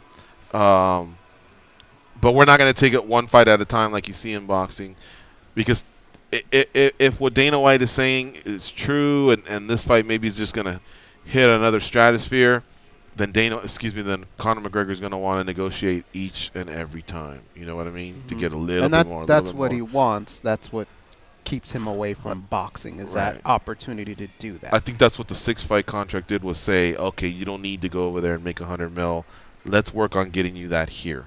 Now, I don't know if he can, but then again, Mayweather's now 41, and if they did fight, he'd be 42, and like that's just going to be. I don't even know if it's marketable as much again, because they already did that. But anyway, finish up, Brian. That's it, bozos. Have a nice weekend. Okay, we'll see you. Let's go to Joe in Houston. What's up, Joe? Good morning, fellas. Joe, what up? How you doing? Hey, all right, man. I want to send a special shout out to our friend Nina in California. There's some good news pop up early this morning. I'm not sure if he wants that public, but some unfortunate things could have been happening, and we're sending our prayers. And I was up till 4 a.m. last night, and the movie came on HBO called Heaven Can Wait. And so I said, you know what, man, that's a good omen. So let me watch this. So had to watch that show in honor of Muna. So I'm glad everything worked out over there. Yeah, for those that don't know, Muna from San Francisco, formerly of Seattle, publicly did state that his brother was missing, and a lot of people in Junkie Nation shared the post. He posted it on social media, Facebook, Twitter. He had actually been missing for a few days, and honestly, when you read that, you're like, wow, a few days, oof, okay. But he did inform us this morning that his brother is alive and has been found, and that was a relief for me. I like Muna. I really do, man. That guy's such an awesome guy, and I can't imagine, losing goes my brother. I wouldn't know what that'd be like either, George. That'd be really rough on you. Yeah, it would be. But that was great to hear. Hey, is that Ronan in the background that I hear? Yeah, he's watching cartoons right now. How old is he now? Like 2? He's 2, yeah. He turned 2 in June. Yeah. What kind of cartoons? I remember that. Man, he likes cars, so we're watching a little spoof on YouTube of cars. That's okay, Joe. And I think that works. But you got to get him on Bugs Bunny and all that old school stuff. Yeah. Man, he's not into that, man. He's not into that. He's not into Sesame Street. Man, he gets crazy and he don't do what he wants, man. Hey, Joe, if you really want to instead of cartoons, cartoons bring a lot of laughter to kids. If you really want to get them laughing, tell them to watch a Buffalo Bills game. That's been pretty funny these last few weeks. I know your pal Marcel. He could probably co-sign on that. Yeah, that's pretty terrible, man. Yeah, shout out to the Cleveland Browns, man. Good for them, man. They did. That was pretty awesome to watch. Shout out to Hal for making that happen, too. I'm so conflicted when you do that, because on one side, it's fun to make fun of Marcel, but on the other side, our boss is a huge Buffalo Bills fan, so I always have a dumb look on my face. Like, I want to smile, but not too much. He is, yeah. All right, my man. Great to Hey, hear but, from you. One MMA thing before I get out of here, man. You know, I want to talk about the real Golden Snitch. He lives in Albuquerque, New Mexico. I just don't understand how this guy keeps getting slaps on the wrist. You know, we can, you know, fill out, you know, 2,000 pages of what this guy's done in public, you know, not to speak of the stuff that's behind closed doors. And this guy just continues and over and over to get slaps on the wrist. I don't understand it. The guy is the greatest fighter to ever live. I could say that, but I don't know how fans can still be backing this guy after mistake after mistake after mistake. Please help me understand that. All right, thank you for the call, Joe. Who are some of the pro athletes that have just been served up?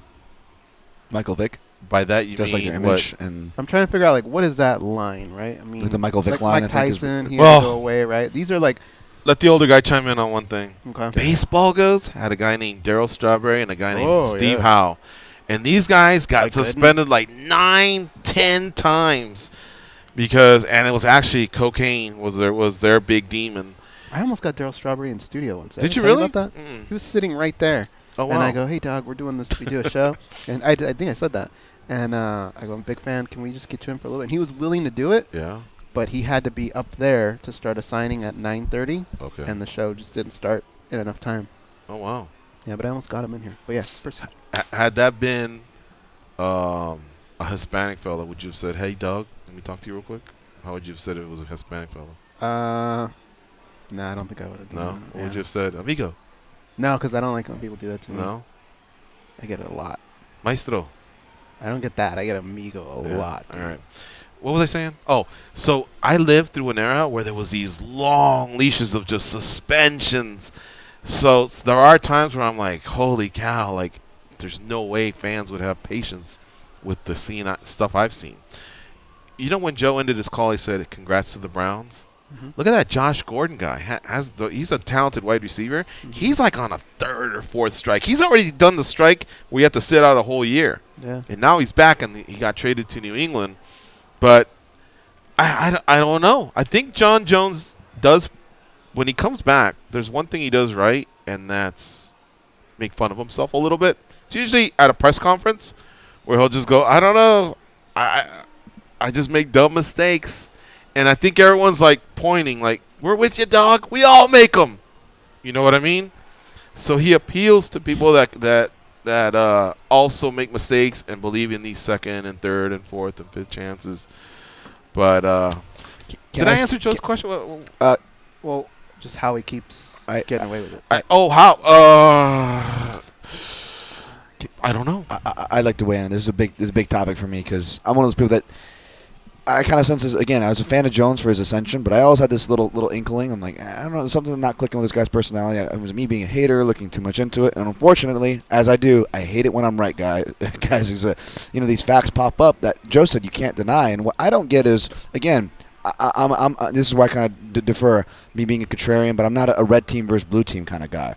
And this same argument's happening here, where it's either John Jones is the greatest, you guys are crybabies and just need to deal with it on one side, or you have John Jones is a terrible person. Through him, I will never give him credit. I will and it's either one side or the other. When why can't we have the opinion where, for example, my opinion, the guy's one of the greatest. It gets real fuzzy when you start talking about asterisks and steroids in our sport in general, and this whole USADA thing I think made us all kind of rethink USADA / what our sport is to begin with and everything in between, and it has become a whole nother subject. But as much as we can talk about, give credit, John Jones is great, you also have to not deny the facts that he has done these things. Now, at what point, where's the line? Here's an easy 3 segments. You guys can decide, and you listeners on the other side of this microphone can decide where they stand, but here's 3 segments. There's drugs, which I feel are in the nether region, right? Because they hurt yourself. The what region? Drugs. Personal drugs, recreational use drugs, marijuana, cocaine. No, but you said the nether region? The nether region, right in the middle. What does that mean, nether? Nether region, right in the middle. It's right in the middle, right? Oh, okay. It's kind of like a purgatory. It's not a hard side because you're affecting yourself. We've seen people be functional. It might not come out to they were using drugs till later in their career, or it comes out in the middle of their career and dissolves it, right? It could go both ways. Whereas there are steroids. Now, steroids is not a part of that. Steroids is more on a hard side. That's more more on the sports side. Now, no matter how good of a person you are, no matter how much I like you, you are doing steroids, and regardless of my thoughts on steroids, that conflicts with the sport. That's where we get the asterisks, Babe Ruth. It happens in all sports, right? Okay, we all can agree on that.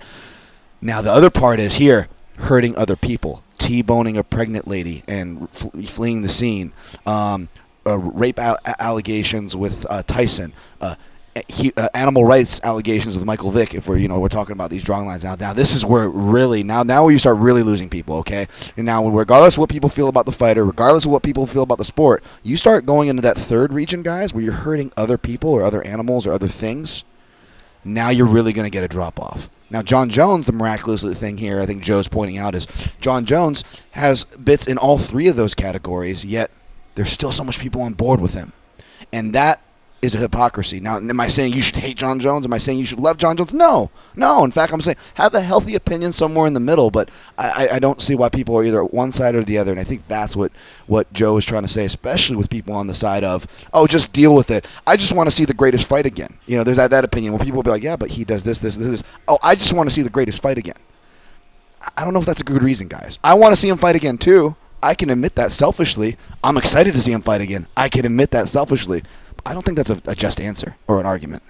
All right, more people are on drugs now, so I think they'll give them that pass. Whether it's recreational or I had my bit and I defeated my demons and now I'm no longer there. Therefore, I'm going to root for the guy. Yeah, okay. And then I'm going to jump to the personal one, which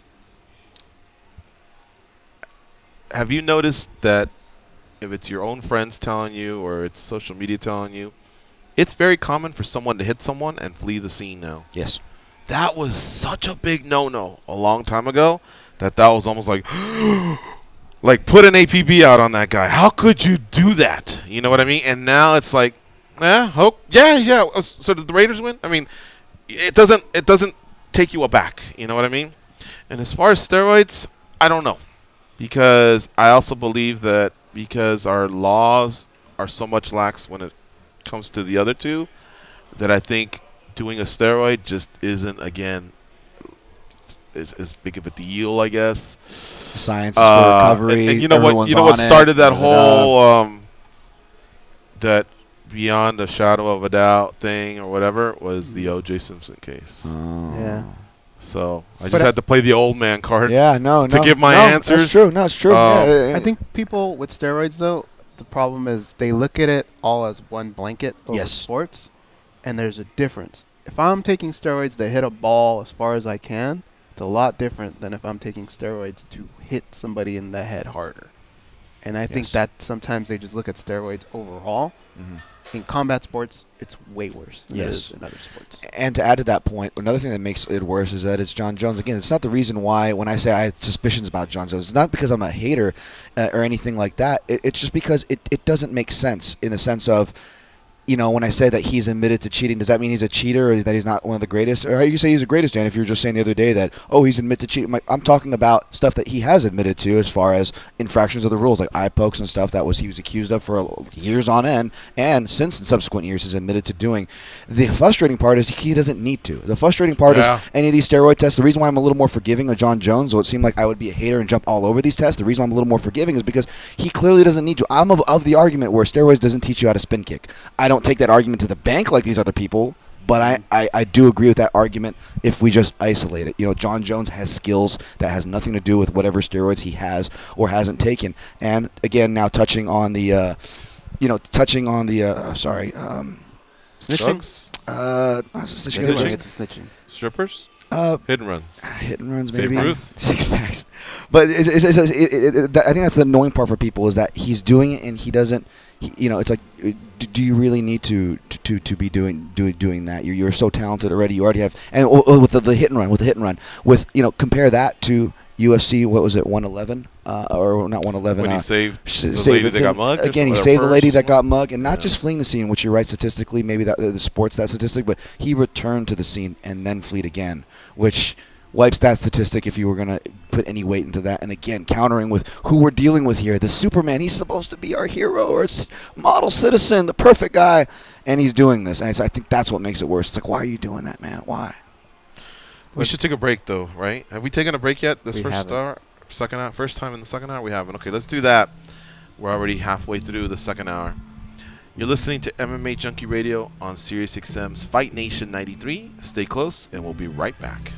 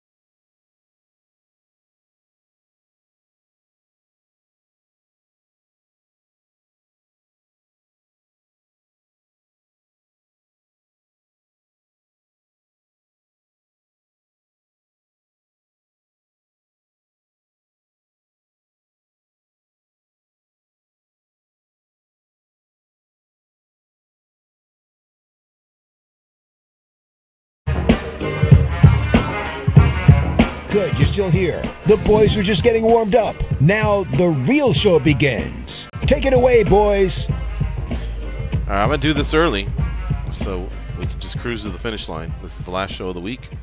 I want to thank all of our guests for this week, including Caitlin Chukagian, Sam Alvey, Richard Hunter, Tyron Woodley, Justin Willis, Joe Warren, Adam Piccolotti, Douglas Lima, Andy Vargas, Daniel Guerrero, and Marvin Furrow, and today's guest, Paul Felder. On Monday, Valentina Shevchenko will be on our show, and then on Wednesday, we're having a PFL takeover. Not only is Carlos Silva, their president, stopping by, but a few fighters, including Lance Palmer and I believe Vinny Magalhaes, will also stop by. They've basically taken the month of September off, but in October, they have their playoff. We can now discard regular season talk, and now they're in the playoff. And in the playoff, remember, there's 6 divisions, starting at featherweight, lightweight, welterweight, middleweight, light heavyweight, and heavyweight. Those 6 divisions, there's 8 fighters left. Now, I'm sure behind the scenes there's probably some substitutes ready to go. Alternates, I guess I should call them. Because in that first round for PFL playoffs, you're going to have to fight twice in one night. So after one night, all that's left is the finalists. The 2 finalists that will compete for $1 million. So that'll be interesting to see who makes it out of that one night. And hey, yeah, I'm sure you might crack a rib or a knuckle or whatever. The point is, can you recover and be healthy enough to fight in December? Well, hell, can you fight later that night first? But I'm talking about coming out of that night. If you're healthy, can you be ready to fight till December? It'll be interesting to see how strategies are altered or what happens. You also can't tap dance around just the health of it all and getting out of there, because that's when you get hurt. We'll cover all that with the athletes and with Carlos Silva when they come in. So that's a little bit of a forecast for next week. The following week, of course, is UFC 229 here in Las Vegas. A bunch of our listeners will come out for our 7th Junkie gathering. So it's going to be a lot of fun because it's going to be the biggest fight ever, it appears, with Khabib Nurmagomedov and Conor McGregor. And not a bad main card, right, guys? Pretty good. Remember back in the day, GSP would fight in Montreal, and then after that, even on the main card, you go, that's the main card? And here we have Volkov versus Derek Lewis. We have Anthony Pettis versus Tony Ferguson. I mean, you know, that's a nice 1-2-3 punch, but if you look, the rest of the card's not as chilling. It's competitive. You know what I noticed about the odd sheet you just passed us, George, is that it's very competitive as far as the betting lines go. And stylistically, I sign off. There's not a lot of lines on there where I'm scratching my head. Like, they're really competitive. I'm gonna be real interested to see what the line movement is. Obviously, for the top fight, it's going to have the most line movement, but going forward, you're right. There are some quiet gems, if you will. Oh yeah, I mean, I think OSP versus Reyes is a great fight. You got important a fight. Fighter that's old school but could really, really just keep building on what he started, and he's got this whole Von Preux choke going. And then Dominic Reyes, who's undefeated, and could he be part of that next wave of light heavyweights? And then Michelle Watterson versus Felice Herrig. Important for both of them, but it also finishes what started back in 2006, 2007. You know, they were both on a reality show together, and they both put in some time, over a decade here, and now the loser really takes a hit. The winner keeps chugging along. You know, they're all chasing down Rose. And by the way, we didn't talk about it much, but Valentina Shevchenko will defend against Joanna Jędrzejczyk at 120. Well, not defend, sorry. They're going to compete for the vacant 125-pound belt, the flyweight division, which means that pulls Joanna out of strawweight. I think but it's defend. At the same time, huh? I think it's defend. Yeah. She's got wins over her. Well, okay. But at the same time, they're all chasing Rose, but still nothing out of Rose. Like, I thought Rose was going to be on that fight card. I thought that was Rose's spot there for Toronto. And instead they announced this other one. What is going to happen with Rose? When do you say, Rose, we feel for everything you went through? It happened on our watch while you were at work. It's not like she went out there and played basketball and rolled her ankle or anything like that. She didn't do anything that breaks her contract. But at the same time, the division needs to move on. We're here for you when you get back, but when do you start having that talk? Now, she defended in early April. Do you know the date, Dan, off the top of your head when you went to New York? April 7th. April 7th, okay. As of right now, the December cards are filling up, and I don't see her name on there. But we do know that if she makes it to January 7th, that's 9 months. So what do you think the UFC will do in regards to that? And what should they do? It's such a touchy subject that I would say they're going to do whatever she wants to do. It's weird because for as much trauma as she suffered, she still fought, right? So she was able to put everything aside and get in that mental state that you need to be in to fight, and not only fight, but win.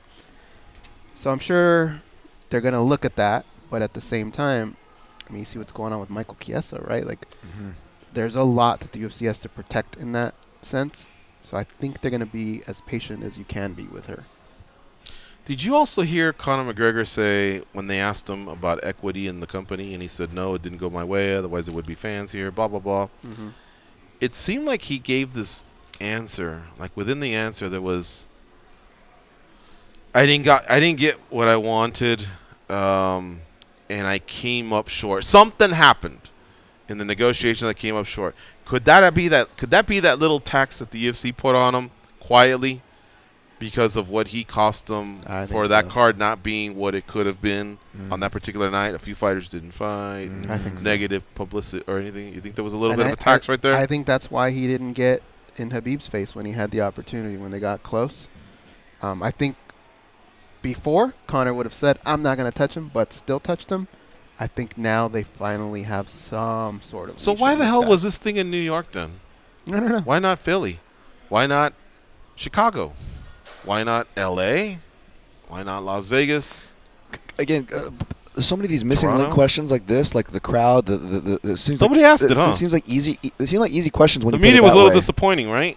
That's another thing, but just real quick, kind of back to what I said earlier, my theory, this is why my theory is the much more cooks in the kitchen than before guys, which I think we all kind of know, but maybe different kind of cooks in the kitchen than what we're used to. That's why we're seeing these decisions that are making us scratch our head, right? Because the way you put it, it's like, why? Why wasn't that asked? You're right. That's another question in the media.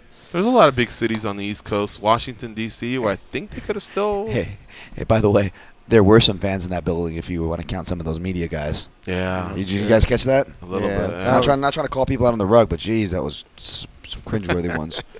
So, come on, man. You already have the Irish accent. People are already going to accuse you of being a homer no matter what you say. You could be pro Khabib, but with that accent, you're going to be accused of being pro Conor. Do you really have to act like a fan right now, whoever that gentleman was? They got lambasted. My goodness. Give me 3 fighters you like for this weekend. I'm going to run up there and do a parlay when the show's over. Like, who you feel good about? My parlay pieces, which I again, you're a madman here, but geez, if you're what do they have here for this? Man, I'm taking a shot on Evan Dunham, but that's just more of a homer, so I don't recommend you guys jumping off that cliff with me. I'm playing the over for Sherman and Sakai.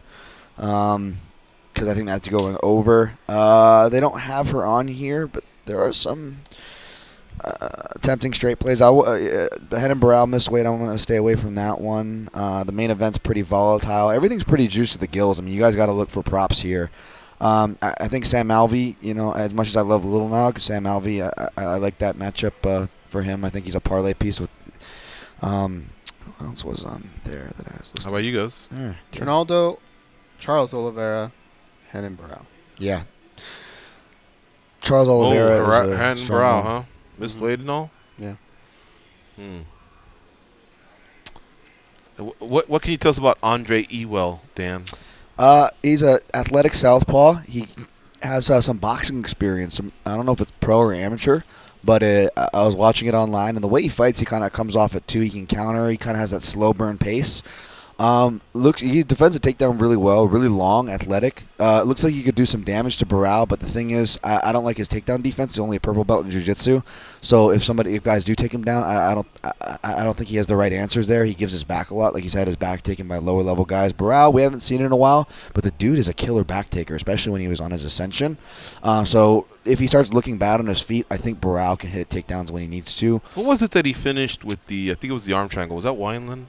Yeah, and then his Mitch Gagnon was the most recent one. And he did it differently. He actually had knee on belly. I love that. Yeah, because usually they use their feet to wall, like the yeah, they flatten their body and start walking the clock. But other guys, their control positions, some guys will teach it actually from that, where they'll keep that shin and almost the foot and shin on the guy's hip to keep him in place. So some guys they'll bridge out and they'll turtle. They'll almost give their back to get out of the choke, but that prevents that. So that was. Nogueira one time represented Brazil in the Pan American Games boxing. Yeah. From what you've seen, I know he's older and slower. Can that hold up against Alvey? Sometimes good techniques, good footwork, good fundamentals can.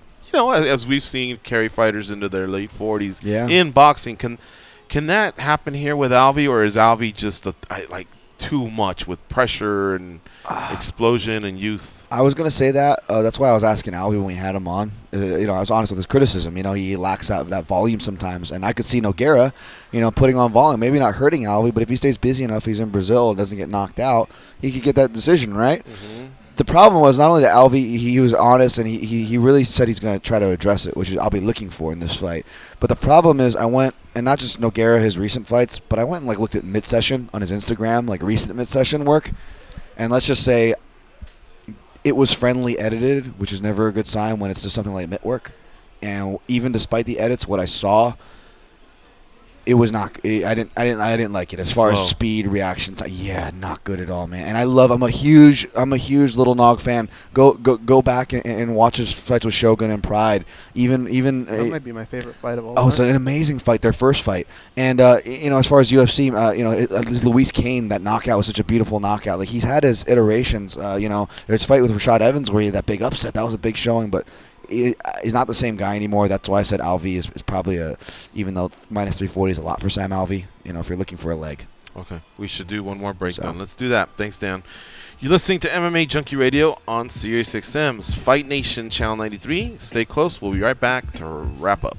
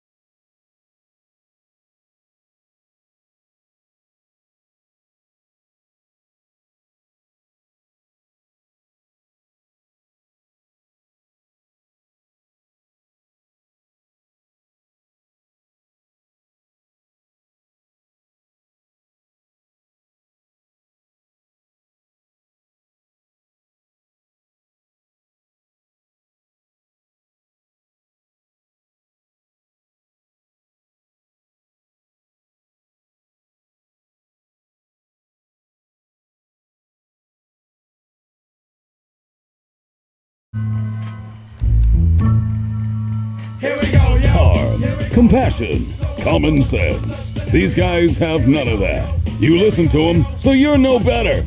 I am awesome, though. They are Gorgeous George and Goes. Get the radio channel numbers and a link to listen to your favorite NFL, college football, or Major League Baseball team sent right to your smart device. Just go to SiriusXM.com/sports today, and then when you get there, click Add to My Calendar. Good luck to the Modern Day Monarchs as we take on IMG Academy tonight. Say what? That's funny. In high school football, high-level high school football. High level. And, of course, tonight, USC Trojans playing Washington State. I'll be watching both of those. Can't wait. Tomorrow night is UFC Fight Night 137. They start off on the Fight Pass, and then they go to FS2 at 8:30 Eastern, then FS1 for the main card at 10:30 Eastern. So it's going to be a late night, folks. Remember, 10:30 Eastern is 7:30 Pacific. They're going to be finishing up around 11 or so. But see, they're in Sao Paulo, so you know that 10:30 Eastern start time? Over there, they're starting at 11:30. The main card, because they're 4 hours ahead of us. Eastern time zone's 3 hours ahead of us. So the first fight on the main card tomorrow night, Randa Marcos and Marina Rodriguez, they're going to be fighting at 11:30 p.m. in Sao Paulo. Wow. My goodness. Henan Barao is going to be fighting at midnight. Sam Alvey at 12:30. Alex Oliveira at 1. And the main event's going to go off at 1:30 a.m. in Sao Paulo, Brazil. My goodness. Yeah, late night for them. Shout out to Fernanda Pratis, who's covering it for us, and it's her birthday today. Oh, yeah? Happy working on her birthday, and it sounds like she got a late night ahead of her. Cool. Hey. Yep. You know, on social media, when friends say, hey, I'm looking for this, any recommendations, whatever, what's the weirdest one you've ever come across? One where you know if that person has 1,000 people, maybe there's one or two could possibly even help. Do you want to hear the one I just read? Yeah. Please. I don't think I can come up with one. Vegas peeps. Anyone have access to or know where I can buy a large neon cactus? Hoping for 4 foot tall. That person's asking for a lot. Wow. So they're basically saying anyone who work at Home Depot. A neon cactus, though? Oh, a one neon that fucking cactus. lights up? Like, who has that, Dude. A? B, let's just say by miracle you find someone that says, I got a neon cactus. You also throw in that you need it to be 4 foot tall. Would you just be happy that he's got one?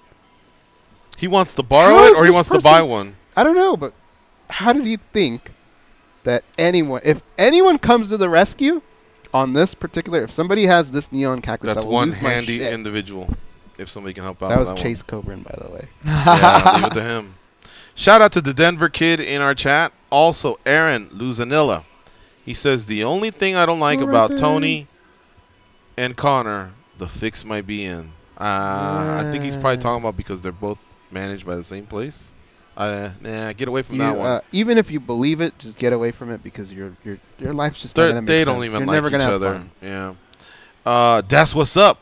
He says Tony at least knows English and would have said a lot more than Habib did. All right, that's what they're getting at.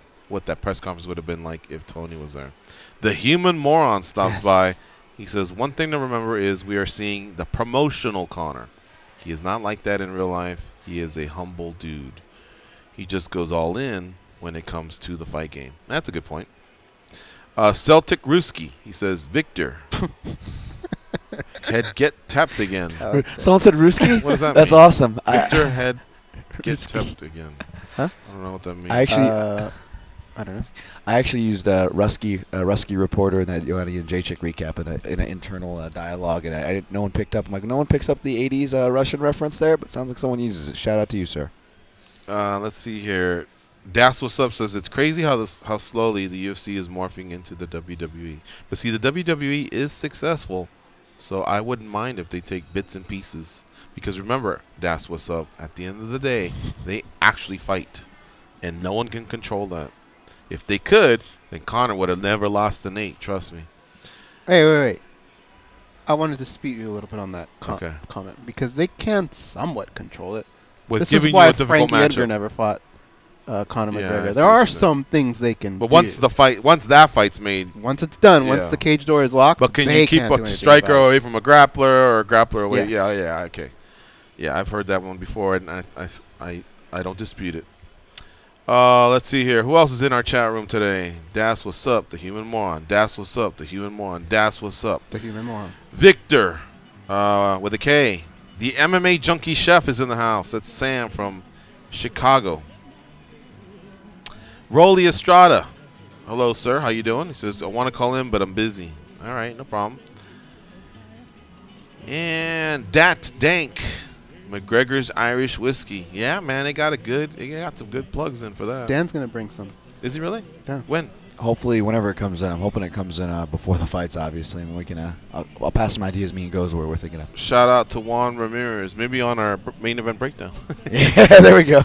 Shout out to Juan Ramirez, and that's about it. We got to get on out of here. Mr. Man 333, JD from the IE, and DJ Quest 562. Mr. Man. All right, folks, keep it locked on MMA Junkie throughout the weekend for UFC Fight Night 137 out in Sao Paulo, Brazil. And we'll be back on Monday with another edition of MMA Junkie Radio. Did you want to say something? If you want more thoughts on the UFC Sao Paulo card, follow my podcast at the PYN Podcast, the Protecting Neck Podcast. Subscribe on iTunes. Thank you. On Twitter, at DanTomMMA. I'm at MMA Junkie George. That's at the Goes. The show is at MMA Junkie Radio. And Danny is at Danny Otto. We are out of here, folks. Go Mater Day. Go USC. Go Niners. Go Man U. And the rest of you go out and be champions.